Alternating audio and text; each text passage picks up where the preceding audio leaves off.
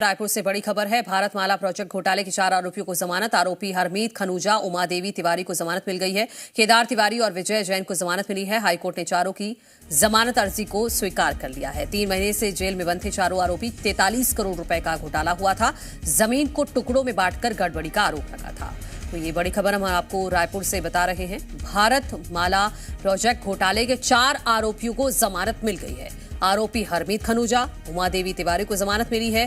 केदार तिवारी और विजय जैन को जमानत मिली है। हाईकोर्ट ने चारों की जमानत अर्जी को स्वीकार भी कर लिया है। 3 महीने से जेल में ये चारों आरोपी बंद थे। 43 करोड़ रुपए का घोटाला हुआ था। जमीन को टुकड़ों में बांटकर गड़बड़ी का आरोप लगा था और इस मामले में जो 4 आरोपी अभी तक जेल में थे उन चारों को जमानत मिल गई है, जिसमें हरमीत खनूजा, उमा देवी, केदार तिवारी और विजय जैन शामिल हैं। हाईकोर्ट ने चारों की जमानत अर्जी को स्वीकार कर लिया है। 3 महीने से ये चारों आरोपी जेल में बंद थे। 43 करोड़ रुपए का घोटाला हुआ था। जमीन को टुकड़ों में बांटकर गड़बड़ी का भी आरोप लगा था। तो ये बड़ी खबर हम आपको बता रहे हैं राजधानी रायपुर से। भारतमाला प्रोजेक्ट घोटाले में 4 आरोपियों को जमानत मिल गई है। ये चारों ही आरोपी 3 महीने से जेल में बंद थे और अब इनको जमानत मिल गई है। हरमीत खनूजा, उमा देवी, इसके अलावा केदार तिवारी और विजय जैन को जमानत मिल गई है।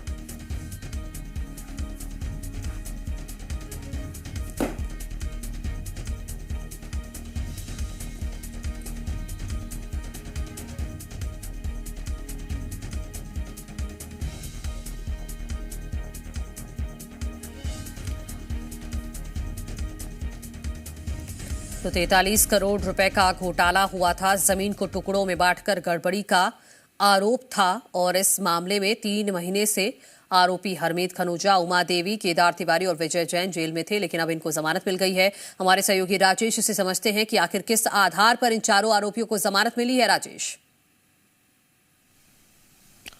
बिल्कुल, देखिए, हाईकोर्ट ने इन तमाम चारों आरोपियों की जमानत अर्जी को स्वीकार कर लिया है। चूंकि देखिए, बचाव पक्ष के वकील के द्वारा दलील दी गई थी कि इस घोटाले में इनकी डायरेक्ट भूमिका नहीं है और झूठे लांछन उनके जो वकील हैं उनके ऊपर लगाए गए हैं।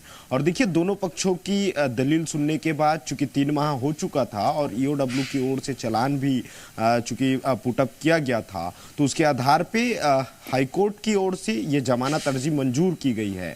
और देखिए, सशर्त ये जमानत मंजूर की गई है, बॉन्ड इन्हें जमा करना पड़ा है और उसके बाद जाकर के हाईकोर्ट ने इन चारों ही आरोपियों को जमानत दी है। और देखिए, पूरा मामले की यदि हम बात करें तो 43 करोड़ के घोटाले का मामला है।